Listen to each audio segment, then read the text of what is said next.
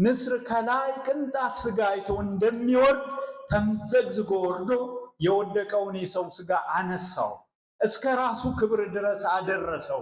የምዕመናን መለያቸው አለ ቅዱስ ዲዮናስዮስ ምስጋና ነው። ከሁለት አካል አንድ አካል የሆነው እርሱ ኢየሱስ ክርስቶስ እግዚአብሔር ያሳያል ዘመዳችን ሆኗል። ከህብረቱ የወጣ መንፈሳዊ ድህነት፣ መንፈሳዊ አቅመቢስነት የገጠመው የሰው ልጅ በእግዚአብሔር ቸርነት ከወደቀበት ተነሳ። የመሰለ ሁሉ እውነት አይደለም። የሚያብረቀርቅ ሁሉ ምን አይደለም? ወርቅ አይደለም። ነገረ ማርያም የነገረ ክርስቶስ መክፈቻ በር ነው። ክርስቲያን ነኝ፣ ክርስትና፣ ቤተ ክርስቲያን ያለ ሁሉ እውነት አይደለም።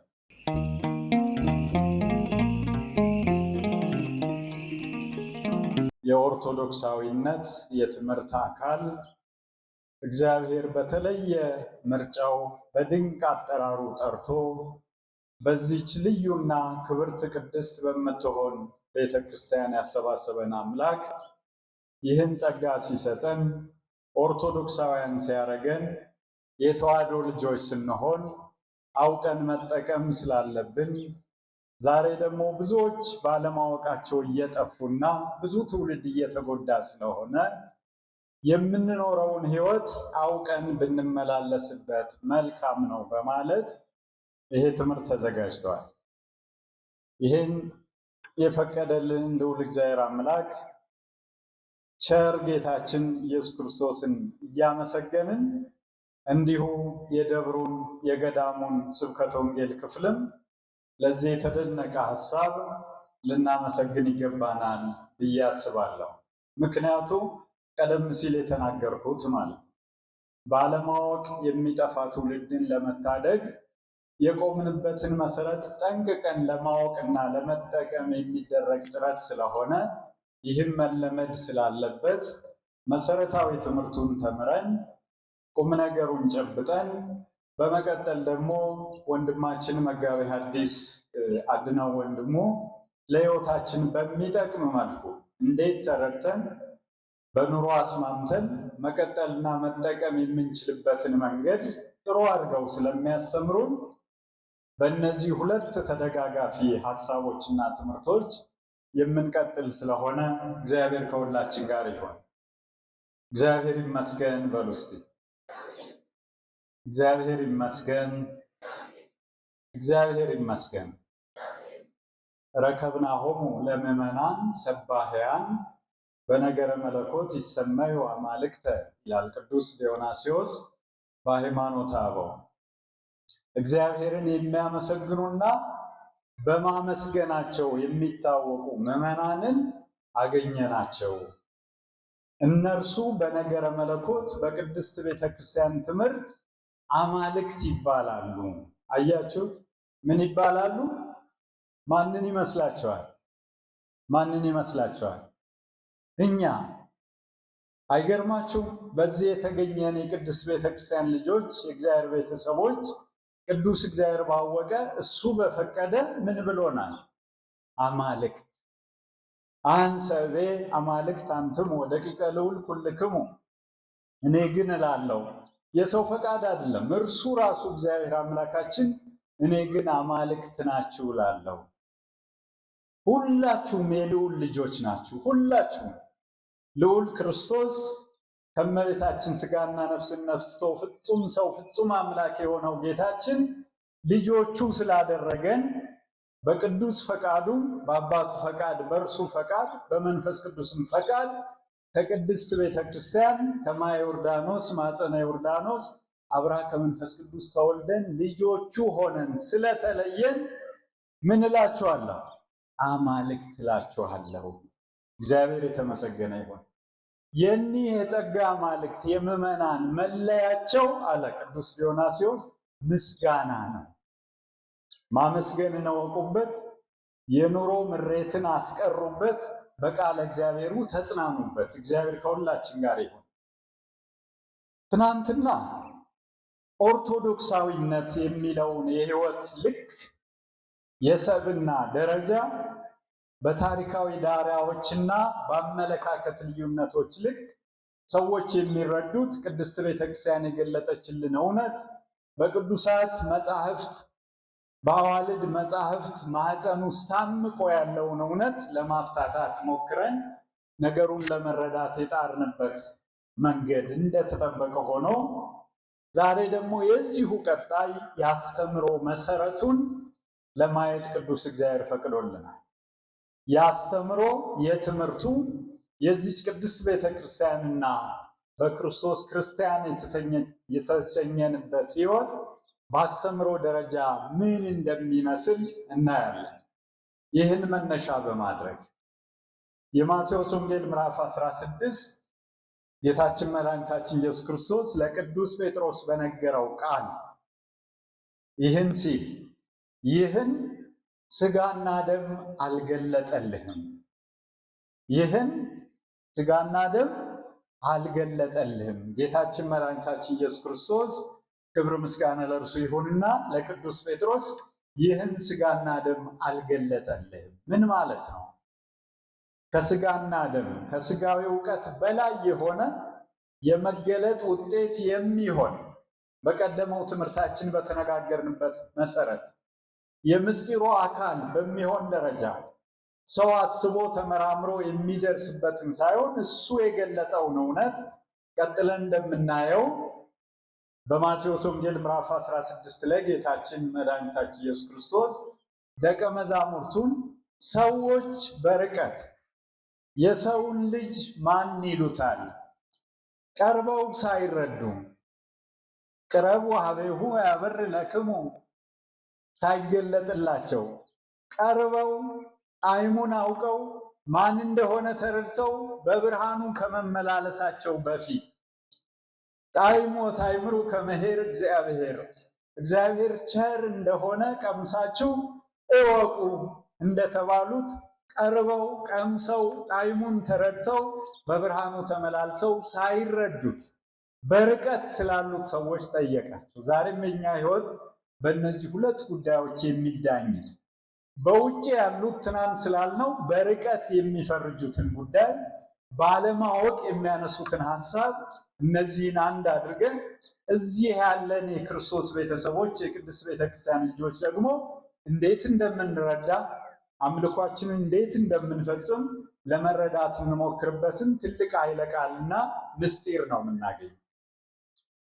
ደቀ መዛሙርቱን ሰዎች የሰውን ልጅ ማን እንደሆነ ይሉታል ብሎ ጠየቃቸው። ሰዎች፣ ሌሎች፣ እናንተስ ወደ ማለት ሳይመጣ አሁንም ያልኩት ከቅድስት ቤተክርስቲያናችን ውጭ ያሉ እምነቶች የሰውን ልጅ ክርስቶስን የሕይወታችን ሕይወት የሆነውን በሥጋ የተገለጠ አምላክ ማን ይሉታል? አላስተዋላችሁ? የሐሳቦቹ የአባባሎቹ የፍረጃዎቹ ልዩነት ፍጡር ነው የሚሉት አሉ። ሎቱ ስብሐት አማላጅነቱን ብቻ በዚያ ደረጃ ብቻ አሁንም በእርሱ የቀጠለውን የማማለድ የማስታረቅ ስራ ብቻ እያነሱ ዝቅ ዝቅ የሚያደርጉም አሉ። ሎቱ ስብሐት ቅድስት ቤተክርስቲያናችን ራሷ የሆነላት አካሉ የሆነች ይህች ቤተክርስቲያን ግን ማን ትለዋለች ወደ ማለት እስክንመጣ ድረስ ያለው ማን ይሉታል? ልክ ደቀ መዛሙርቱ በመለሱትን ሰዎች በሚሉት ረገድ እነርሱም አንዳንዱ መጥምቁ ዮሐንስ ነው ይሉሃል። ማን ይሉሃል? መጥምቁ ዮሐንስ ነው ይሉሃል። ተመልከቱ፣ መጥምቁ ዮሐንስ እኮ ከኔ በኋላ የሚመጣው የጫማውን ጠፍር እንኳ ልፈታ የማይቻለኝ ከኔ እርሱ እጅግ ይበረታል፣ እሱ በመጣ ጊዜ በእሳት ያጠምቃችኋል ያለ እኮ ነው። እኔ ፍጡር በሱ የተመረጥኩና በሱ የተላኩ መንገዱን ለማቅናት ጥርጊያውን ለመጥረቅ እንጂ ከእርሱ የምስተካከል አይደለውም፣ እርሱ ከኔ እጅግ ይልቃል ብሎ የተናገረው ሆኖ ሳለ ዮሐንስ ነው ይሉሃል አሉት። ሌሎችም ኤልያስ፣ ሌሎችም ኤርምያስ ወይም ከነቢያት አንዱ ነው ይላሉ አሉት። ይሄ በደብረ ታቦር እነዚህ ነቢያት መጥተው ከነቢያት አንዱ ነው ያሉህ ማን ናቸው? የነቢያት አምላክ ክርስቶስ ሆይ አሉ። ከነቢያት አንዱ እንዳልሆንክ እኛን የፈጠርክና ያከበርክ መሆንህን ለመመስከር መተናል ብለው የመሰከሩ ናቸው። ክብር ምስጋና ለእርሱ ይሁን።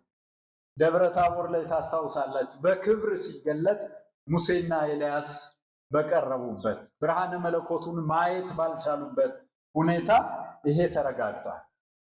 በእነዚህ ሁሉ የተሳሳቱ ትምህርቶች ክርስትና ስለማይጸናና ክርስትና ስለማይገለጥ ጌታችን መድኃኒታችን ኢየሱስ ክርስቶስ እናንተስ እኔን ማን ትሉኛላችሁ አላቸው። እናንተስ ወደኛ መጥቷል።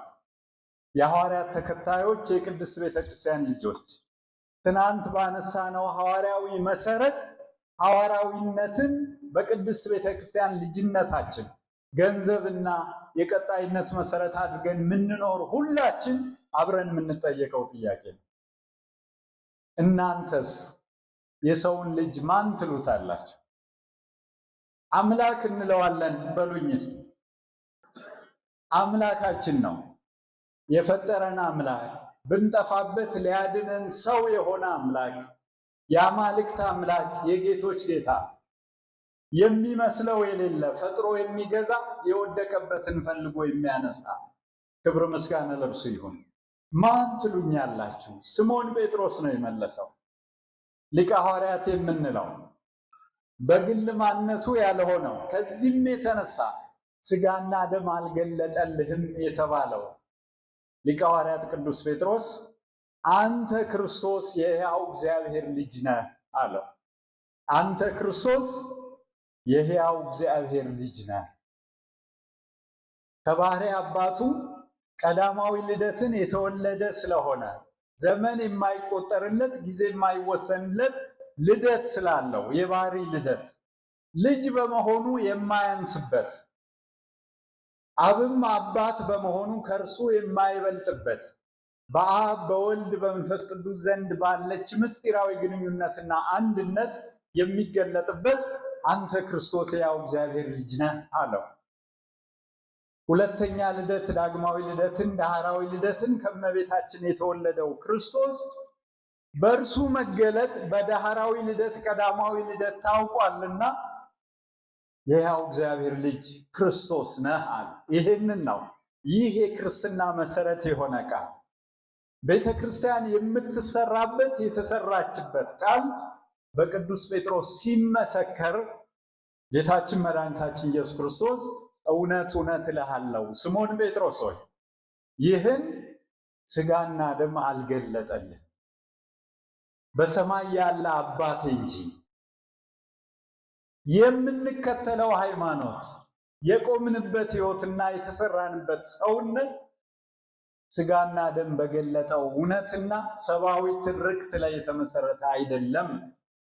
የሰማይ አባት ልዑል እግዚአብሔር አብ የገለጠው እንደ ዮርዳኖስ በጥምቀት ጌታችን መድኃኒታችን ኢየሱስ ክርስቶስ በደ ዮሐንስ ሲጠመቅ ለውሃው እንዳልመጣ ሲያጠይቅ ተጠምቆም ከውሃው ሲወጣ መንፈስ ቅዱስ በራሱ ላይ ሲያርፍ ከላይ ከሰማያት ድምፅ ሲሰማ የእግዚአብሔር አብ የአምላካችን ከሦስቱ አካላት አንዱ አካል እግዚአብሔር አብ የምወደው ልጄ ይህ ነው እርሱን ስሙት ያለበትን የምወደው ልጄ ይህ ነው ብሎ ኢየሱስ ክርስቶስን የገለጠው ሥጋና ደም ሳይሆን እግዚአብሔር አብ ነው። ልብ በሉ፣ ሥጋና ደም አልገለጠው።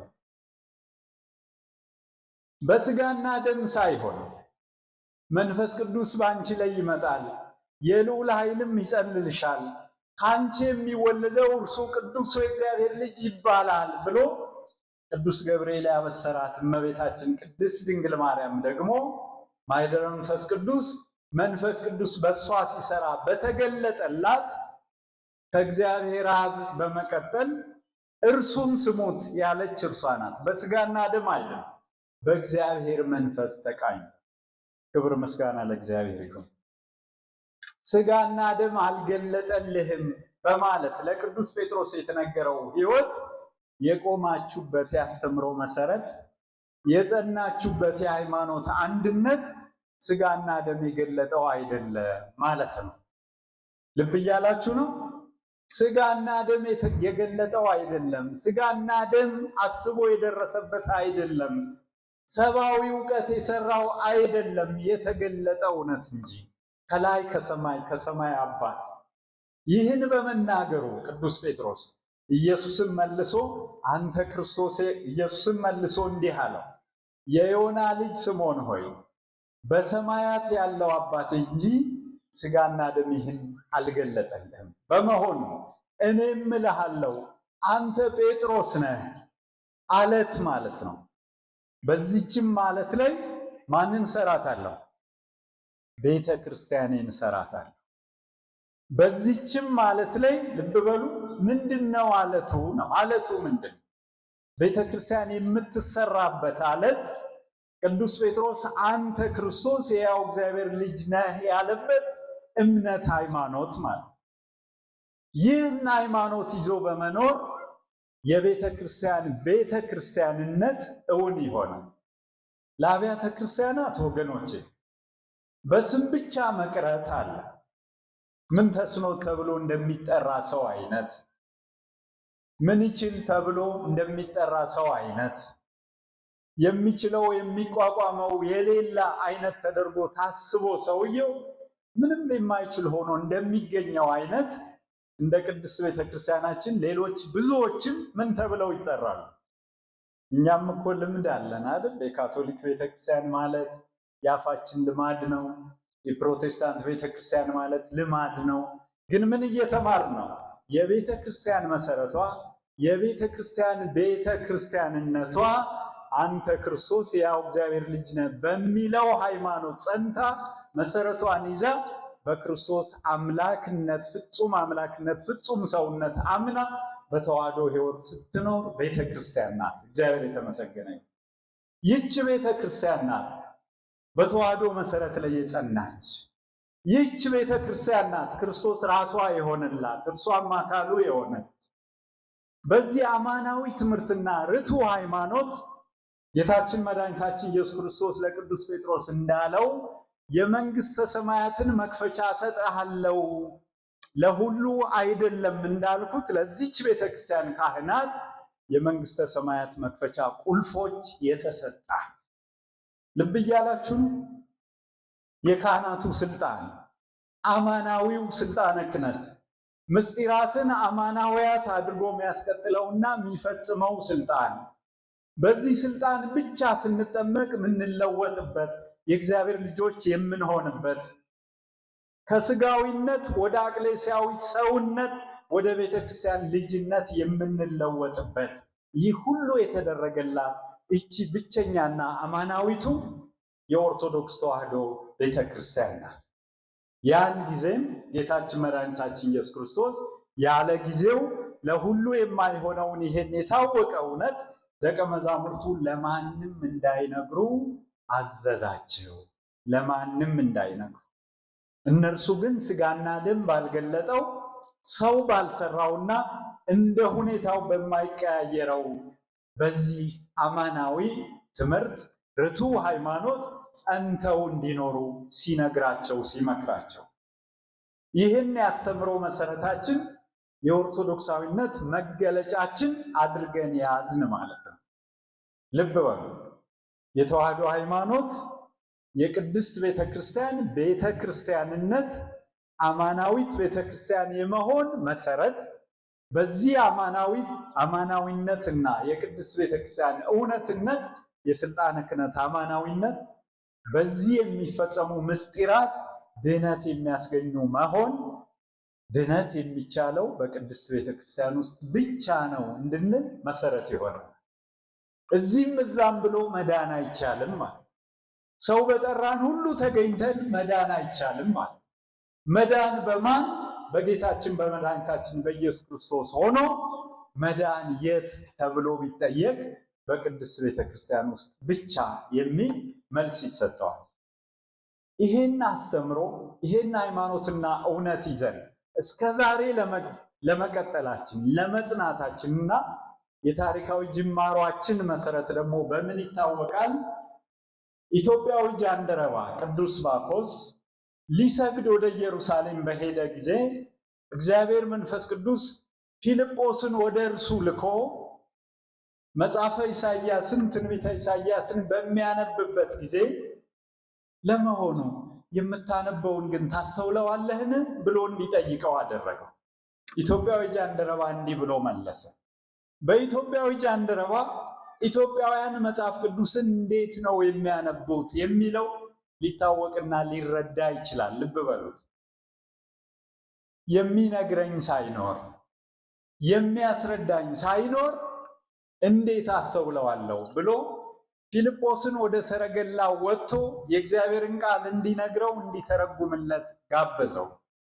ፊልጶስም ከነቢያት ትንቢት ጀምሮ ስለ ኢየሱስ የሆነውን ሁሉ ነገረውና ኢትዮጵያዊ ጃንደረባ በሐዋርያት ሥራ ምዕራፍ 8 ቁጥር 26 ጀምሮ ታሪኩን የምታገኙት ይሄ ልዩ ሰው የእግዚአብሔርን ነገር በቅዱስ መንፈስና በፊልጶስ ትምህርት ተረድቶ አመነ።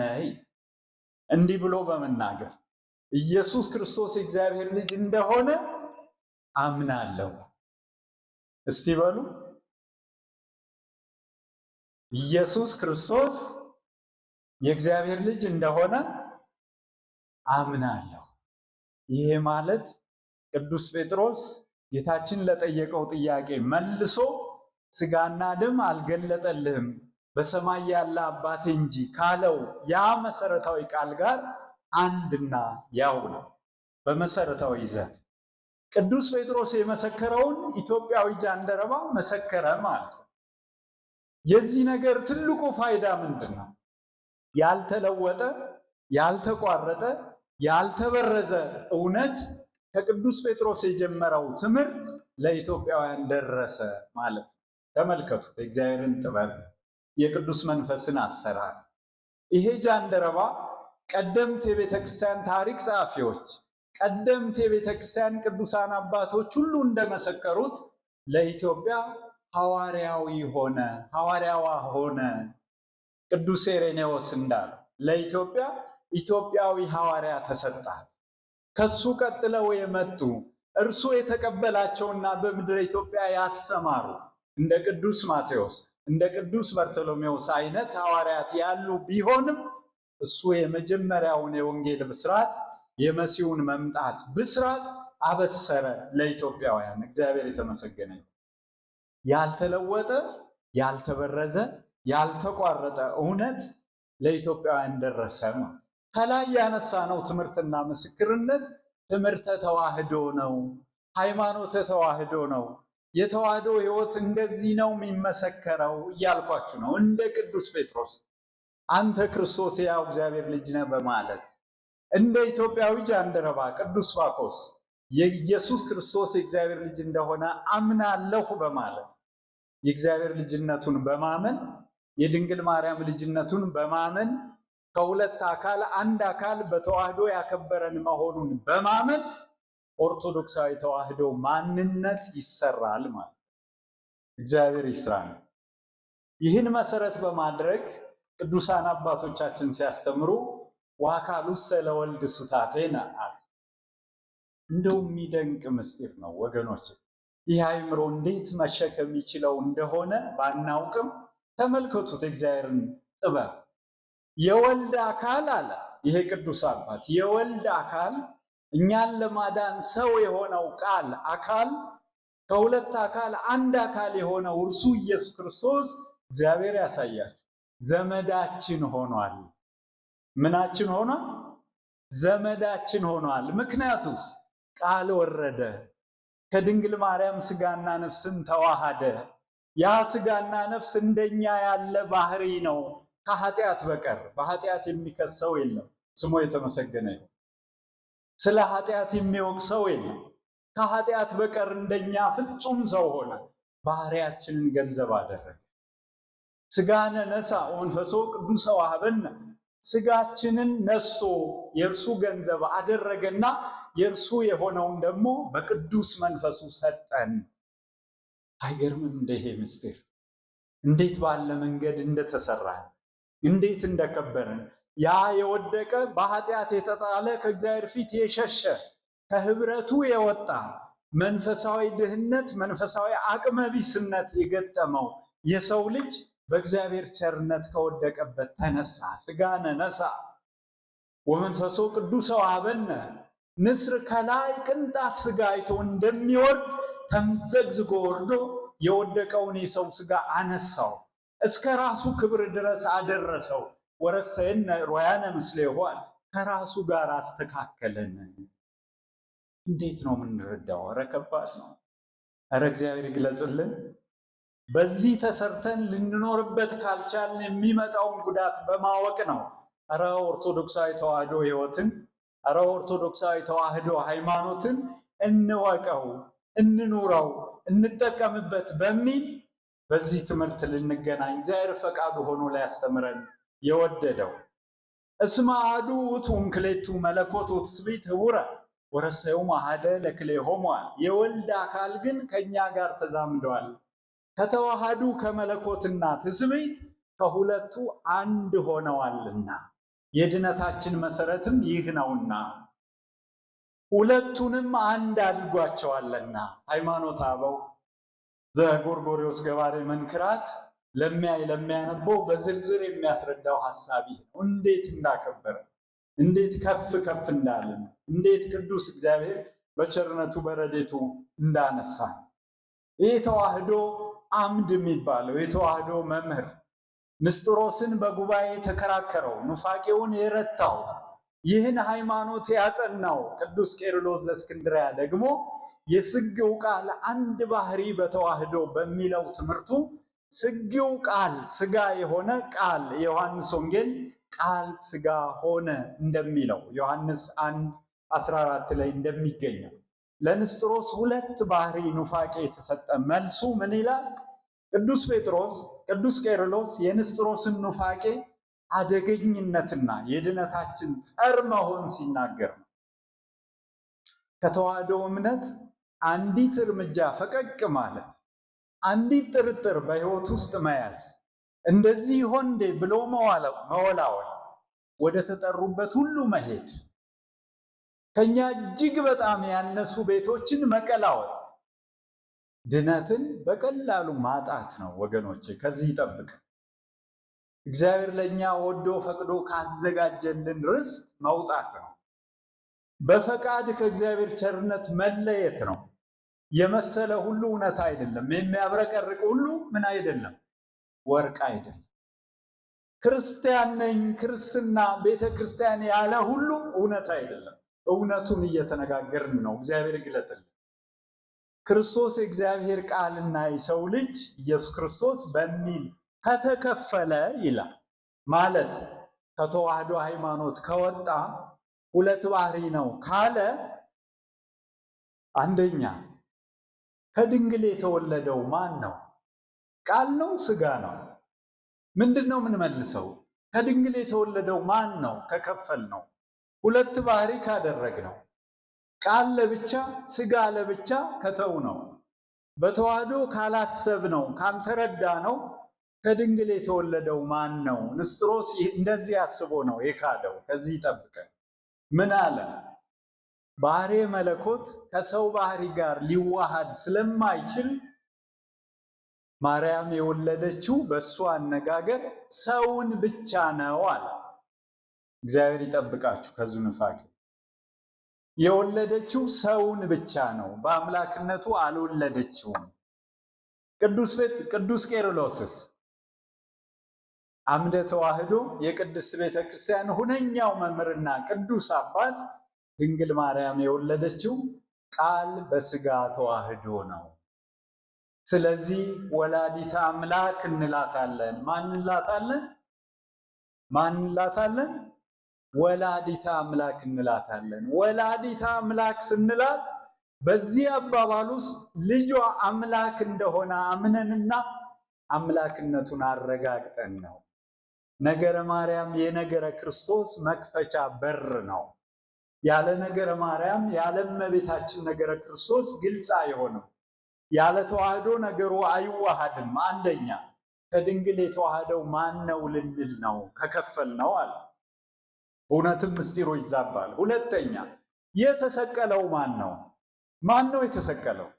ተሰቀለ ማለት አዳነን ስላለው ከነገረ ድነት ስለሚገናኝ ከከፈልነው በባህሪ የሰውነቱ ባህሪ የመለኮቱ ባህሪ ብለን ከከፈልነው ከተዋህዶ ከለየነው የተሰቀለው ስጋ ቢሆን ሩቅ ብእሲ ለራሱ እንጂ ለሌላው ሊተርፍ አይችልም። ተራ ሰው ይሆናል። መለኮት ያልተዋሃደው እንደ ማንም ሰው ለራሱ ቢሞት እንጂ ሞቱ ሞትን የሚያጠፋ ሞቱ እኛን ነፃ ሊያወጣ የሚችል አይደለም። ስለዚህ ወደ ሁለተኛ አማራጭ መለኮት ነው የተሰቀለው ብንል ለመለኮት ምን አይስማማው? ሞት አይስማማው። ስለዚህ መለኮት በተዋህደው ስጋ ሞተ መለኮት በስጋ መለኮት ሞተ በስጋ ብለን እኛን ሊያድነን የሚችለውን እግዚአብሔር ቃል መለኮት በስጋ ሞተ እያልን ተዋህዶውን እንመሰክራለን ማለት። እግዚአብሔር ይግለጥላችሁ።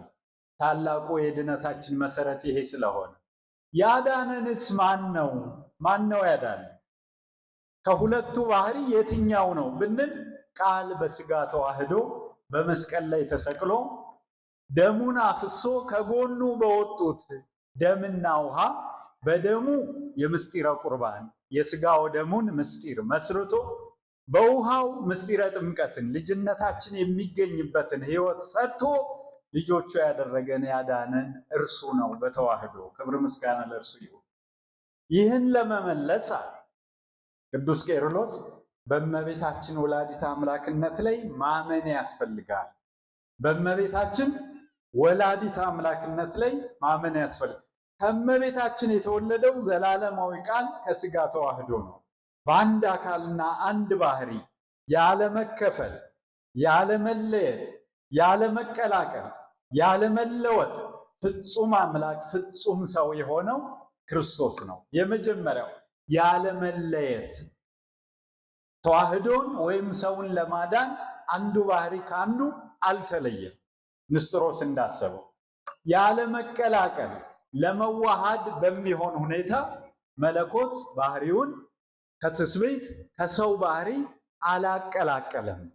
በሁለቱ የተአቅቦ ምስጢር መለኮት ባህሪ መለኮትን ጠብቆ ትስብእት ባህሪ ትስብእትን ጠብቆ እግዚአብሔር ባወቀ ታላቅ ምስጢር ከሰው አእምሮ በላይ በሆነ ታላቅ እውነት ቃል ስጋ ሆነ። በተዋህዶ ያለ መቀላቀል ያለ መለወጥ ከራሱ ባህሪ ጋር ለማዋሃድ ስጋን አልለወጠው። ባህሪያችን እንደተጠበቀ ነው።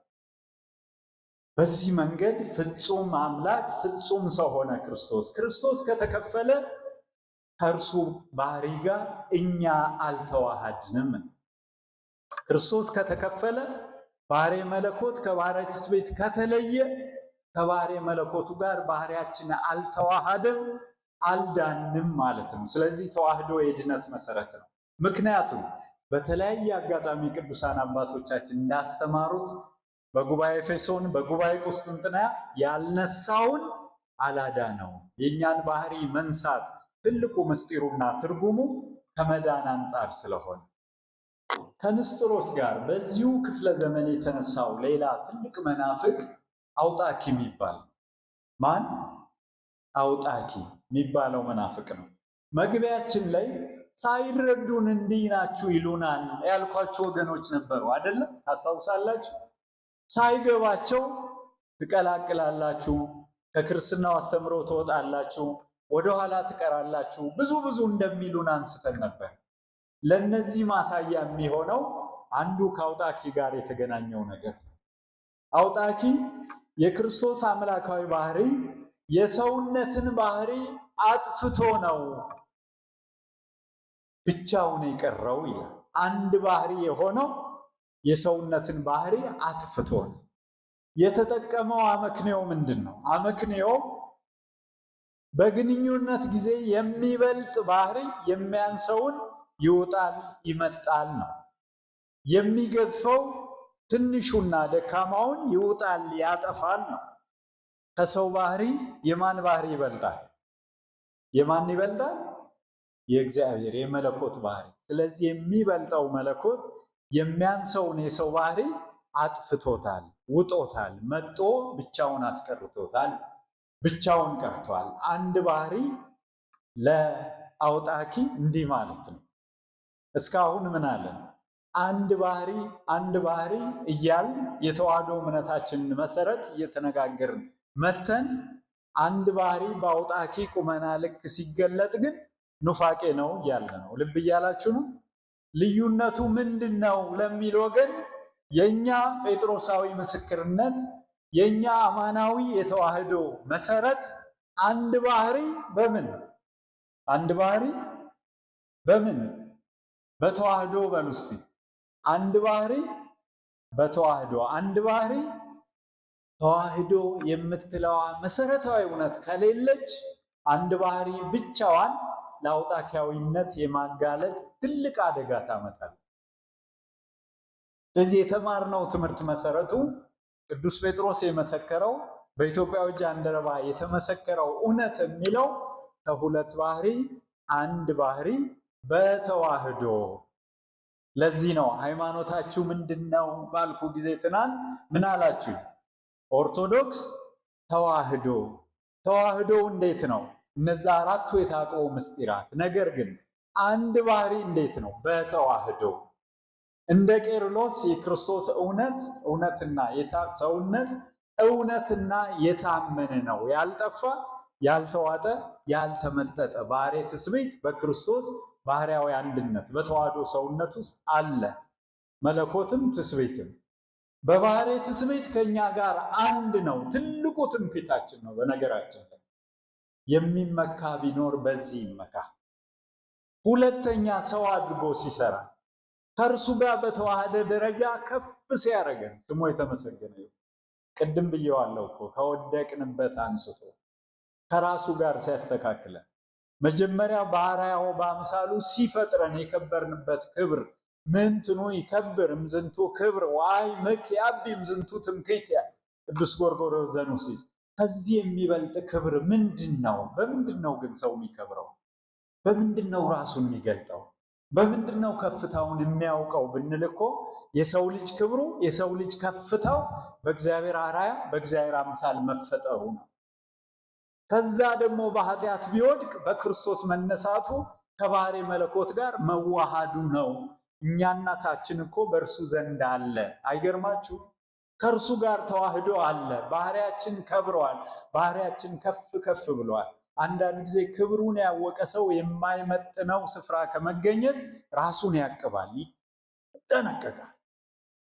ካላወቀስ ባልገባው ባልተረዳው የትም ሊገኝ ስለሚችል የዚህ ነገር ወሳኝነት ከዚህ አንጻር ኢትዮጵያዊው ሊቅ ዳግማዊ ቄርሎስ የተባለ አባ ጊዮርጊስ ዘጋስጫ ስጋ ወነፍስ አጽም ወደም ጸጉር አስራው ዘነሳይከም ሰው የሚያሰኙ የባህሪ ጉዳዮችን ሁሉ ከእርሱ አነስተ ሰው የሆንከው ይህንንም ከመለኮት ጋር ያዋሃድከው በአራቱ የታቀው ምስጢራት ብሎ ያነሳነውን በማንሳት የተደረገልን ትልቅ ክብርና ያገኘነውን ድህነት ይነግረናል።